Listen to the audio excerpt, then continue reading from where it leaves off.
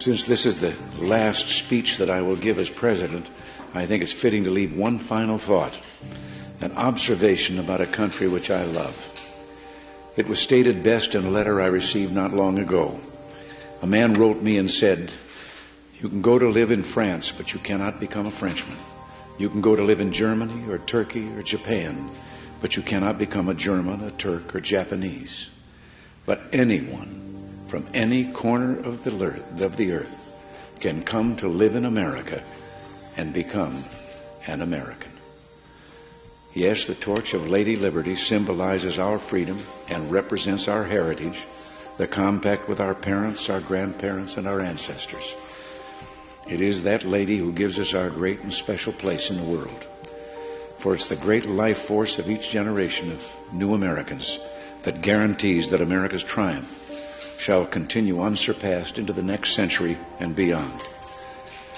Other countries may seek to compete with us, but in one vital area, as a beacon of freedom and opportunity that draws the people of the world, no country on earth comes close. This, I believe, is one of the most important sources of America's greatness. We lead the world because, unique among nations, we draw our people, our strength, from every country and every corner of the world. And by doing so, we continuously renew and enrich our nation. While other countries cling to the stale past, here in America, we breathe life into dreams, we create the future, and the world follows us into tomorrow. Thanks to each wave of new arrivals to this land of opportunity, we're a nation forever young, forever bursting with energy and new ideas, and always on the cutting edge, always leading the world to the next frontier. This quality is vital to our future as a nation. If we ever closed the door to new Americans, our leadership in the world would soon be lost. A number of years ago, an American student traveling in Europe took an East German ship across the Baltic Sea. One of the ship's crew members from East Germany, a man in his 60s, struck up a conversation with the American student. After a while, the student asked the man how he had learned such good English, and the man explained that he had once lived in America. He said that for over a year he'd worked as a farmer in Oklahoma and California, that he'd planted tomatoes and picked ripe melons. It was, the man said, the happiest time of his life. Well, the student, who'd seen the awful conditions behind the Iron Curtain, blurted out the question, "Well, why did you ever leave?" "I had to," he said. "The war ended." The man had been in America as a German prisoner of war.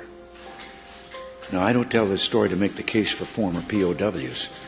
Instead, I tell this story just to remind you of the magical, intoxicating power of America. We may sometimes forget it, but others do not. Even a man from a country at war with the United States, while held here as a prisoner, could fall in love with us. Those who become American citizens love this country even more. And that's why the Statue of Liberty lifts her lamp to welcome them to the Golden Door. It is bold men and women yearning for freedom and opportunity who leave their homelands and come to a new country to start their lives over. They believe in the American dream, and over they make it come true for themselves, for their children, and for others. They give more than they receive, they labor and succeed, and often they are entrepreneurs.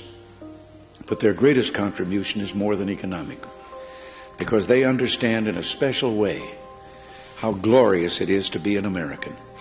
They renew our pride and gratitude in the United States of America, the greatest, freest nation in the world, the last best hope of man on earth.